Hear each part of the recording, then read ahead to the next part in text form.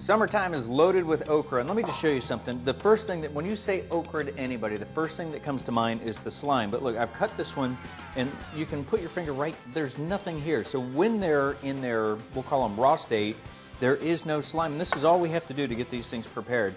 On the ones that are about as big around as your thumb, to save you some time for roasting, go ahead and cut those into halves, just right down the middle, simple halves. If you get some skinnier ones that are about the size of your pinky or so, these skinny ones, you can throw those in whole. They'll roast up nice, just like the way they are. Or, you know, even if they are thin, just go ahead and take the extra second and give it a slice right down the center. Now, once you get all of those sliced, the rest of it is a piece of cake. Once you've got your oven preheated to 400 degrees, we're just going to splash a little bit of olive oil. Again, this is the regular olive oil, not the extra virgin, into a big bowl with our okra. In here, I've got, we don't want to overpower the flavor, the sweetness that will come out of the roasting, so all we're going to do is accentuate it. And what we have here, salt and pepper. We've also got some chili powder, some granulated garlic, and some onion powder. We're just going to give those a quick dusting right over the top. Got about, maybe that was a tablespoon, we'll say, and it was probably a scant tablespoon at that. And we'll throw in the rest of our okra, and then just get a little messy. Get in there and toss the okra with the seasoning, the spice blend, the rub, if you will, right on in with the oil until it's all coated. And you can tell when it's coated because if you look at the bottom, you'll lose some seeds here from the okra, but the seasoning itself will actually stick to the okra and it won't stick to the pan this way.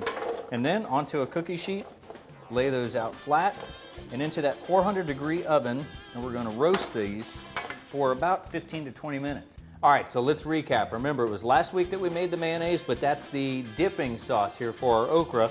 Our okra is very simple. We started off with farm fresh okra, nice and green. We washed it, we cut it in half.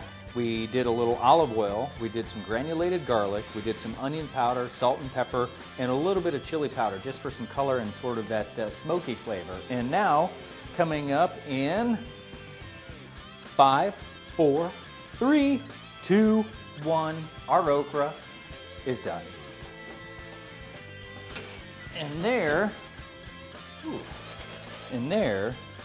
is some roasted okra. Listen to the sizzle. This is looking good. You'll notice that some of the little ones, remember I said if they were little, about the size of your pinky thick, that you can leave them whole, those are done. And then the ones that were a little bit fatter, there we go, here's one.